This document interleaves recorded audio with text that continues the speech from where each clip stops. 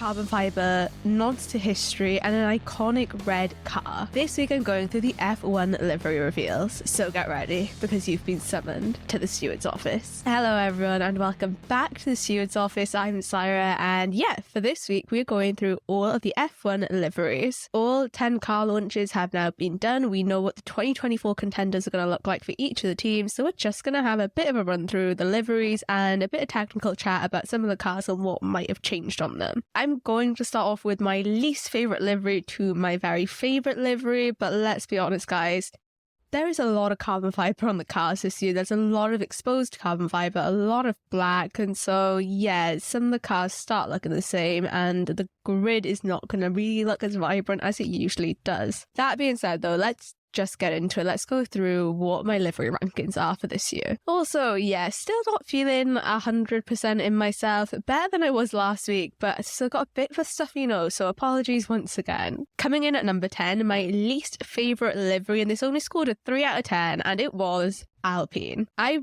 just got disappointment in big capital letters on my livery reveal notes for this car because I was so disappointed. And I've got to be honest, part of that is because Alpine were teasing us in the run up to their launch about a pink camo livery. They'd showed it on the nose of the car, on the front wing of the car, and I got really excited because even if we didn't get the camo, even if it wasn't a fully pink car, I thought, okay, we're going to get some really nice accents of pink on the Alpine car this year, and I was hyped for it. I absolutely loved when we had the bright pink BWT Alpine car last year when it was racing out, I think in Bahrain and Saudi. They were absolutely stunning cars, really beautiful, really stood out on the grid as well, and I thought, great, Alpine have listened to what the people want and they realised that we want more pink on the grid. Nothing could have prepared me for the amount of disappointment that I had in seeing the Alpine car when it was revealed.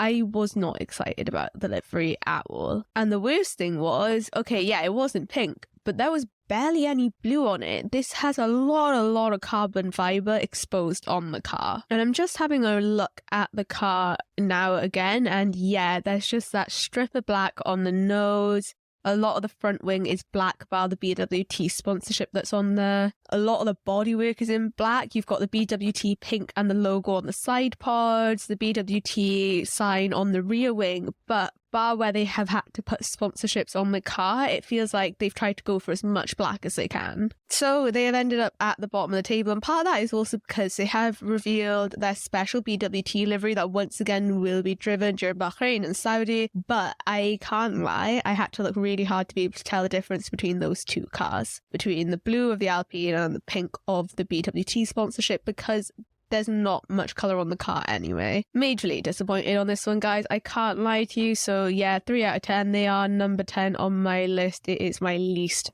favourite livery. I think there's just no personality on there, even with the BWT special livery. And I think that's what bugs me, is that there's no special personality or anything coming out of the car, even with their special livery. So bottom of the pile. Looking at the technical aspects of the Alpine though, even though I've put them in last place, it is a brand new car and all the cars are brand new, but I mean they have changed a lot on the Alpine this year, and we are going to hope, fingers crossed, that this makes them more competitive. Visually it does look quite different. We've got some different geometries going on. We've got a side pod cooling layout that has changed on this car, and in terms of things that we can't see, we're looking at sort of weight reduction on the chassis, which is always good. You want the car as light as possible, which is part of the reason why so many teams are scraping paint off the car, but you're not going to get as much gain from that as something like reducing your chassis weight is great. And they are also looking to try and get better tyre performance in the Alpine. So what they're trying to do is manage the temperature of the brakes better, which should in turn help them manage their tyre temperatures. So their technical director has said the chassis has been completely redesigned, the rear suspension is new, the front suspension has now been optimized. There's a lot of changes on this car. So fingers crossed that this will end up being a much more competitive car for Alpine, but because we're just judging looks today, it is at the bottom of the pile. You are 10th out of all 10 groups, guys. Now, I know people are not going to agree with me when I come to number 9, because with a 4 out of 10 is the Stake F1 team. Now, I knew that we were going to get a black and sort of neon green car. That's the colours of Stake, and they'd been teasing it for a while. And so I was completely prepared for that. That wasn't the problem. I just do not like the way the livery with Stake is actually on the car. I don't like the way it looks. The colours I have no issue with. I like the fact we've got the bright neon green that you will really be able to tell apart from the different cars on the grid, but it just doesn't work for me and I can't pinpoint it. It doesn't look cohesive to me on the car. And I know I am going to be complaining about the carbon fibre and the amount of black on the grid. However, I did think Stake were going to go for a black car with green accents, and that's not the case. It's almost like this patchwork of black and green. And I think they would have either preferred black with the green accents or a green car with black accents, and instead it just seems really choppy and sort of patchwork with the colours. Don't get me wrong though, yes, this is definitely a car that will stand out on the grid. I saw someone compare it to a Ben 10 car, which made me laugh.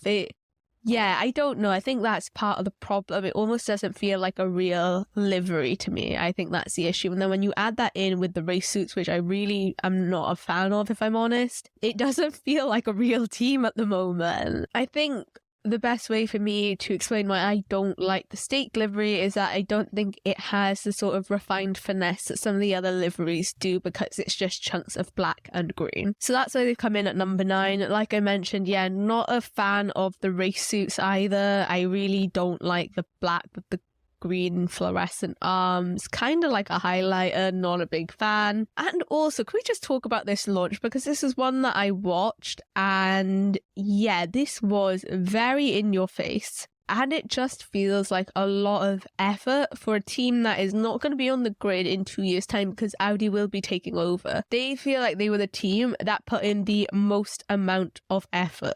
Looking at the technical aspects of the Stake F1 team's car, well, yes, they're still taking parts from Ferrari in terms of their engine and their gearbox, so that stays the same. They've opted to change to a pull rod front suspension. They've kept their rear suspension the exact same.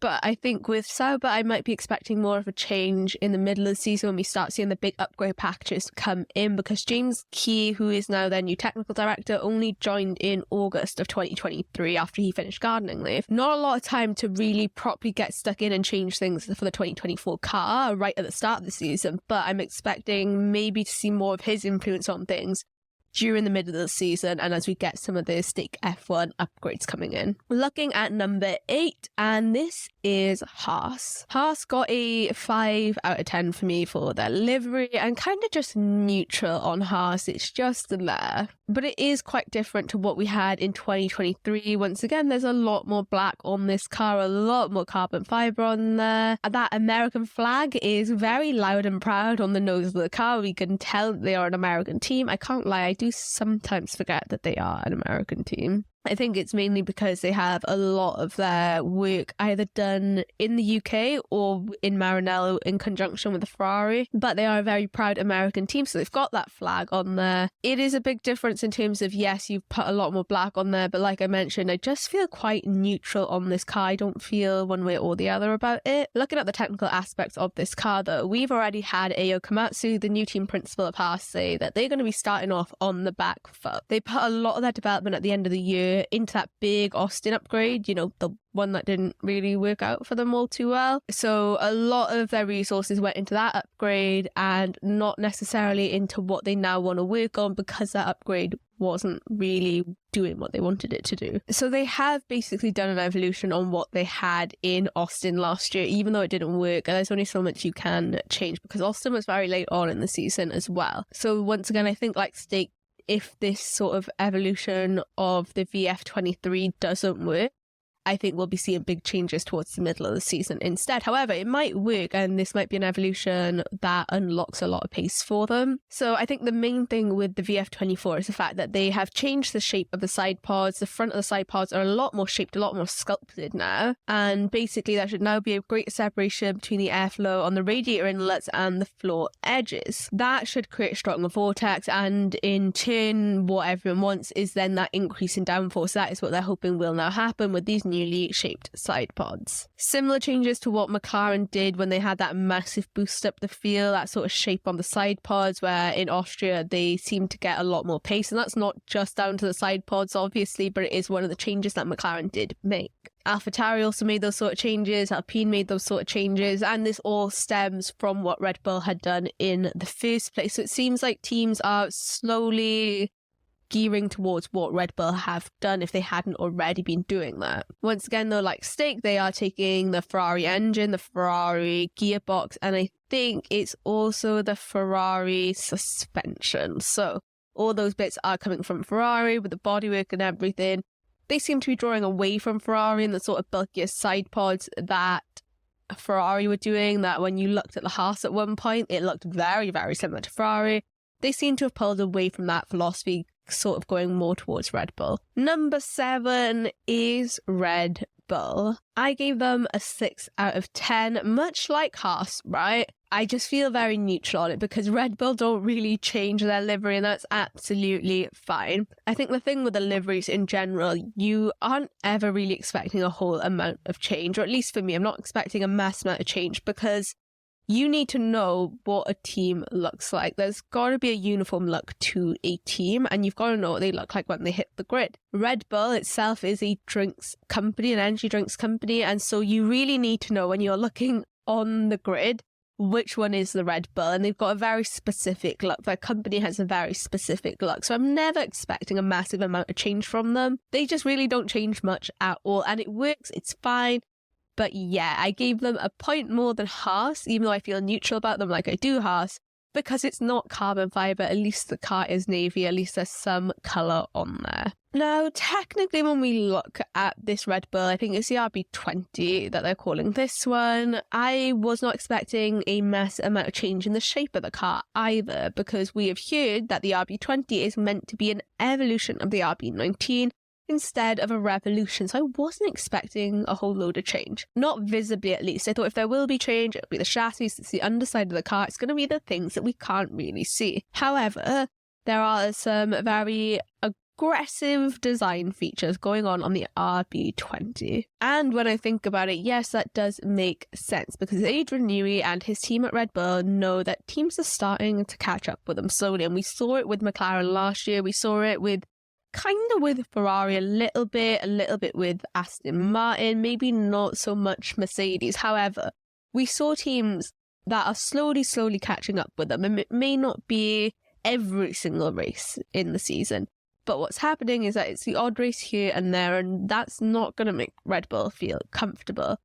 So it makes sense that Adrian Newey is obviously trying to find ways to unlock more speed and more power with these regulations, and that might mean aggressive changes. The inlets are looking a little bit more different. A lot of people are comparing them to what Mercedes had, especially when the regulations first came out. However, Red Bull aren't really trying to go to the no pods vibe. They're not trying to take away their side pods, but some of the shapes are a little bit similar. We've got radiator areas that are moving a little bit lower on the car, and things like that do change the overall layout of it. It's not just going to be what we can see, but also inside the actual car that will change the layout and where things are being put.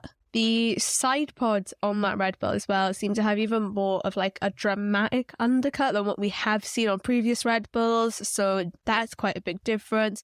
All of this in the hopes that they can still be as dominant as they were in 2023 and 2022. We will wait and see if it happens. I will be very shocked if it doesn't work, if I'm honest with you. I don't think these were changes, no F1 team makes changes lightly, but I don't think these were necessarily big changes that Adrian Newey would have wanted to make if he didn't think that he was 95% sure that they were going to work, let's be honest here. So those are the changes with the Red Bull, a little bit more dramatic than what I think a lot of us were expecting. I thought they'd keep with fairly the same philosophy on their car, which, don't get me wrong, by and large they have. However, couple more changes than I think what some of us were expecting. But yeah, they are ranking a 6 out of 10 and have ended up on my list in 7th place. Now, number 6 is another ranking that I think some people will have a problem with, and that is because in 6th place comes McLaren. I gave McLaren a 6.5 out of 10. This livery is really similar to what their stealth mode livery was in 2023, and I can't lie to you guys, I wasn't a massive fan of it in 2023, and I'm not a massive fan of it now. Once again, with McLaren, I love the fact that it was this bright orange papaya car. You could see it from a mile off. You knew it was a McLaren, and they have added so much carbon livery and carbon fibre, to the car. Yes, we still have the papaya on the car. I don't think they're ever going to fully move away from that because it's what McLaren are known for now. However, I am gutted that so much of the car is carbon fibre, and I want more of it to be in that gorgeous orange papaya colour. The race suits for me as well, not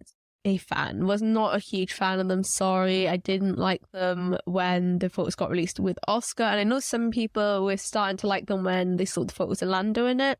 Still don't like them, guys. Still think they're a little bit weird. I don't like the weird diagonal cut on them. Not for me, but there we go. They also have some of the chrome history coming back into the car with the numbers in that chrome, but for me, it feels a little bit out of place. I think I would have preferred just having the papaya car, and then if you were going to do the chrome numbers, fair enough, but I think the black, the papaya, and the chrome, it's too much for me, I think. Even though, you know, the numbers aren't massive on the car, it's just not for me. But what is going on technically with the McLaren car? What have people managed to sort of understand from the photos that have been released? Because the McLaren last year was a car that was insanely strong when it came in with those Austria upgrades. It was a car that looked like it would be able to compete for podiums, poles, race wins. It was just missing a little something. It just didn't have that extra mile to really catch up with Max Verstappen. Side pods have changed on the McLaren. They seem to be following something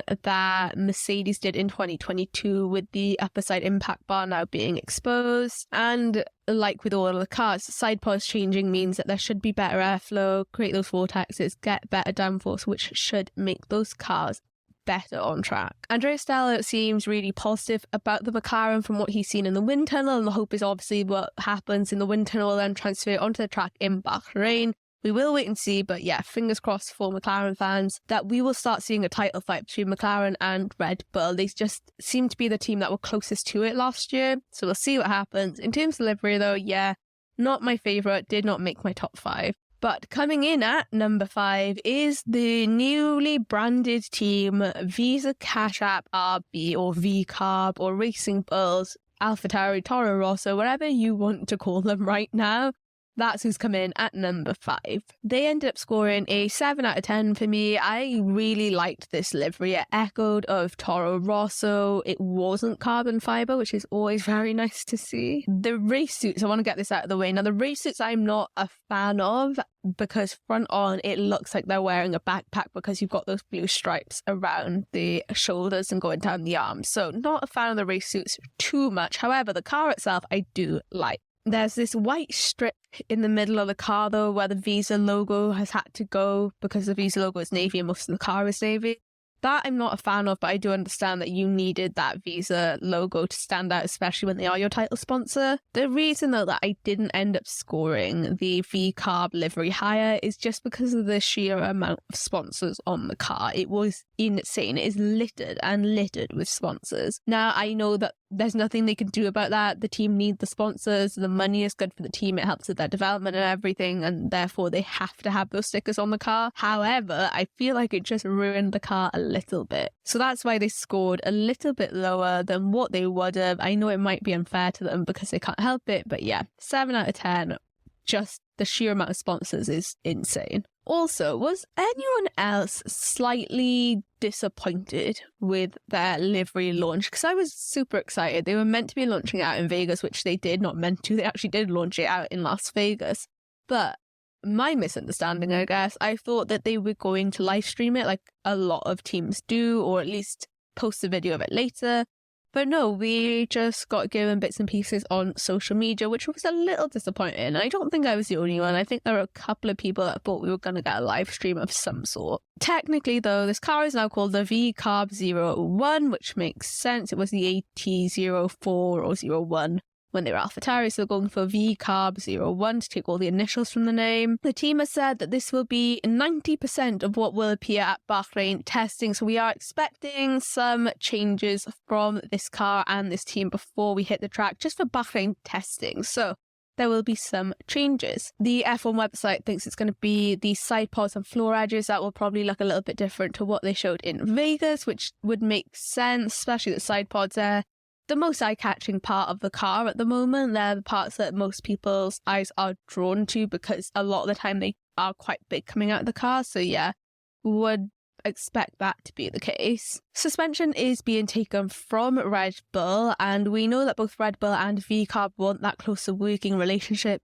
as much as is allowed from the regulations, so they want to share as much information as they are legally allowed to do. Because of that, I am expecting VCARB to be stronger as a team, not the way that AlphaTauri were at the beginning of last season. They were really struggling, couldn't consistently get into the points, couldn't really get into the points at all, so I'm expecting a stronger car from them this year. Now, previously AlphaTauri had designed its own front suspension, took the rear suspension from Red Bull. This year they're taking front and rear suspension from Red Bull, so they're not making either of their suspensions. Side pods are similar to what was on the AlphaTauri last year, which is why I think F1 are expecting AlphaTauri or VCARB, to change that when we get to preseason testing. So we will wait and see with that. Like I said though, I'm expecting a more competitive car.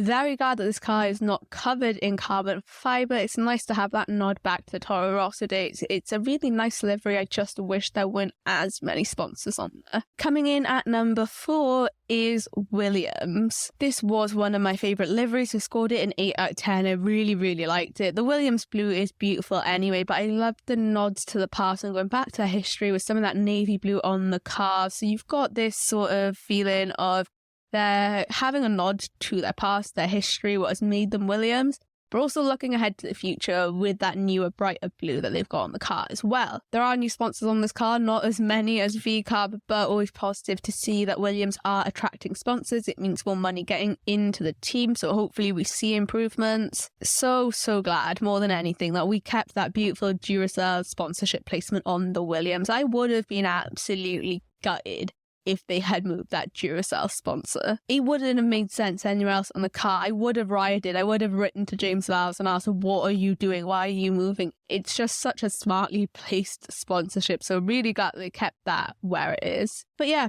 really like their car. Really like the colour on it. Wasn't my favourite, but it is one of my favourites. I tell you what, I've got technical information for 9 of the teams on the F1 website, but I can't find anything for Williams, which is a little bit strange. Now, whether that's because we couldn't get a good look at the car or it was a show car potentially, but yes, I haven't got any technical information on them, not a whole load. We know once again, yes, it'll be the Mercedes engine, but yeah, very curious as to what they're going to be doing on that car and what it's going to be like on track, because it was a car that was getting stronger at the end of 2023, and actually throughout the whole of 2023 it was getting stronger. Coming in at number 3 though, and that is Aston Martin. I mean, come on guys, I know it didn't change much, but the Aston Martin green is just beautiful. They've kind of moved away from the British racing green a little bit. I think the blue undertone on the car has come out, but I still absolutely love it. Green is my favourite colour, and especially like a dark green, so I might be a little bit biased, but I absolutely love it. I just don't think you can really mess up a solid coloured livery.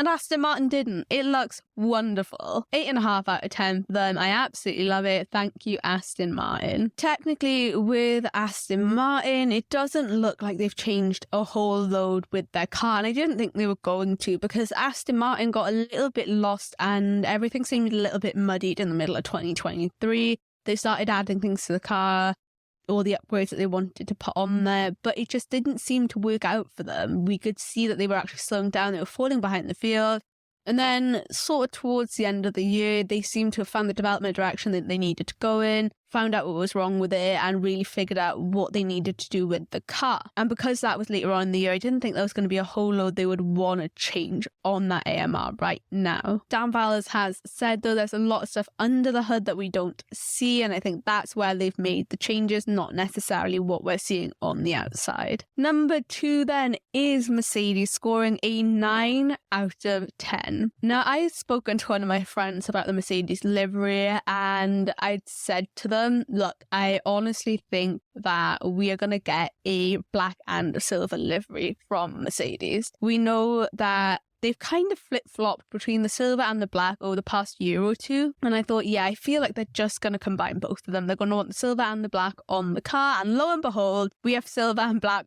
on the car. Now, it wasn't in the way I thought it was going to be. I thought we were going to have more of a fade of silver to black on the car, so it looked a little bit more cohesive. However, that's not the case, and that is why they are not the first one on my list, if I'm completely honest, because it is a little bit jarring. So we've got the front nose of the car, which is in silver, the side pods are black, and I quite like that because front on, when they're lining up on the grid, when we're seeing those front on shots of all of the cars coming off of their places into that first corner, you'll be able to tell it's the Mercedes car because it's in silver. Looking into the future with Mercedes and their livery, I can't figure out whether they're going to stay with something like the silver and black, whether they're going to go back to just being silver or just being black. But I think especially for Lewis Hamilton's last year with the team, to have the silver and black on the car is really nice because he's had both. He's been driving in a silver car and a black car with Mercedes, and it's nice to kind of honour both parts of their history there. Changes on the Mercedes with the W15, and we know that they're a team that said there is going to be a lot of change on the car, and we have seen a lot of change on their car. Side pod shape has changed. We've got push rod suspension for the rear suspension compared to a pull rod suspension that they had before. Toto Wolff has said that they are moving that cockpit further back. Lewis Hamilton did not like where it was last year. He felt it was too far forward, so they have listened to him and moved that back a little bit. Moving that is going to mean that there are configuration changes in general underneath the hood, so we are going to see some changes there. The front wing, however, is, I think, what has caught a lot of people's attention. There are some changes there, and ones that we weren't necessarily expecting. There seems to be more of a swooping effect on the inside bit of that front wing now, and I have already seen there being debates online about whether or not this is going to be legal or whether this is just a grey area in the rules and regulations. I'm sure it's not going to take us long to find out, and I mean, we are probably going to end up finding out about that during testing because some teams I know will not let this rest. One of the big things that we heard from Mercedes during the pre-season or winter break, and what we're not going to be able to see, is the way that they're really encasing their gearbox. That was something they said they had made a lot of change to, and the floor work, so the chassis and the underneath of the floor, that we are expecting there to be a lot of change there, but we just can't see it. And finally, my absolute favourite livery of the season is, yes, Ferrari. 9.5 out of 10. How can you go wrong with the iconic red car? You just can't. Look, I absolutely love the Ferrari. I love it every year. You can't go wrong with the Ferrari red on that car, even when they change the shade a little bit, even when it's a little bit lighter or a little bit darker. It's just so iconic, and maybe there is a lot of bias here, but I can't help it. The white and yellow stripes on the car just work so well. I love the look of it on the race suits as well. However, can't lie, I did have to knock off half a point here. It's not a 10 out of 10. And it's not a 10 out of 10 because of a rumour that I heard. I had seen and heard rumours that what is normally black on the Ferrari car was going to go to white. And I got so excited for that. I thought it was going to look really good against the red. We didn't necessarily get that. So yeah, I'm kind of harsh in knocking off half a point just because something that was a rumour didn't really happen. But I think it would have looked really good with it. Overall, though, absolutely adore it. What I don't adore, though, are the fireproofs for the team this year. I really don't like them. It almost looks like they're stitched on, like the numbers in the back of them. I don't know. I'm not a fan.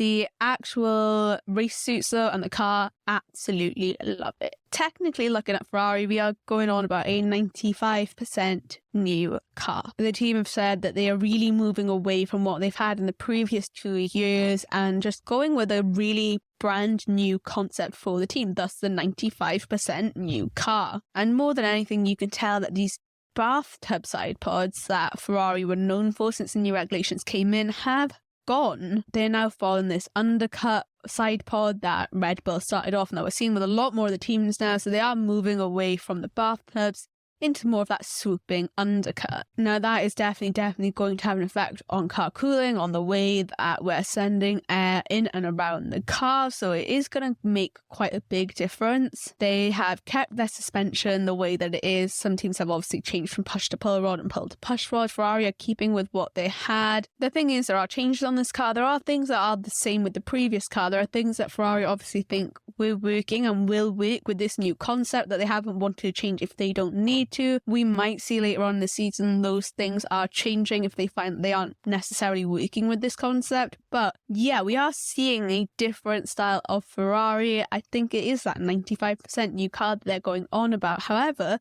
we'll just have to see if the things that they've kept the same are working with what they have changed. And those are my livery rankings this year, with some technical bits and bobs thrown in there as well. Ferrari came out on top. I absolutely love the red car every year, but this year I think with the amount of carbon fibre that we've seen, it stood out even more because it's not got exposed carbon fibre on every other bit of the car. Now, the last thing I do want to touch on before I close off this episode is the fact that, I have seen people talk about it online, and this year the car launches didn't give the same energy as they have had previously. They felt a little bit more subdued, a little bit quieter, bar Steak and probably AlphaTauri or VCarb, which really went for it, right? Honestly, I think the next time we get really big livery reveals is going to end up being in 2026 when the new engine regulations come in, because that is going to change the way that these cars look and function. So that being said, it is gutting that we didn't get these massive livery reveals this year, but I'm not really expecting anything until 2026. If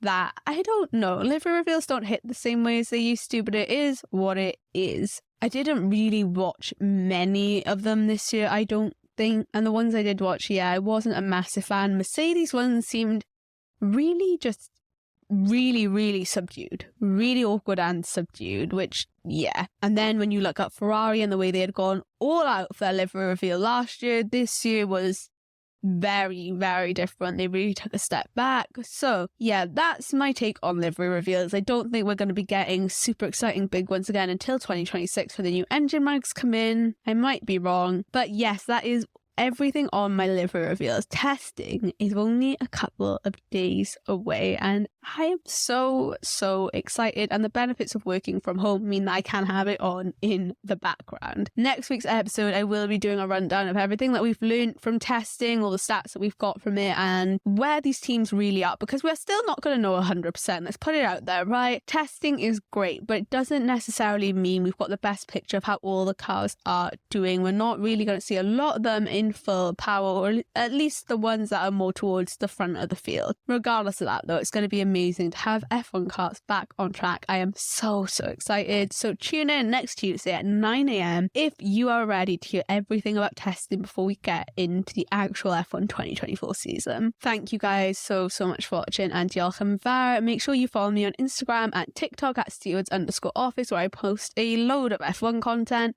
And I will see you guys the next time you're summoned to the Steward's office.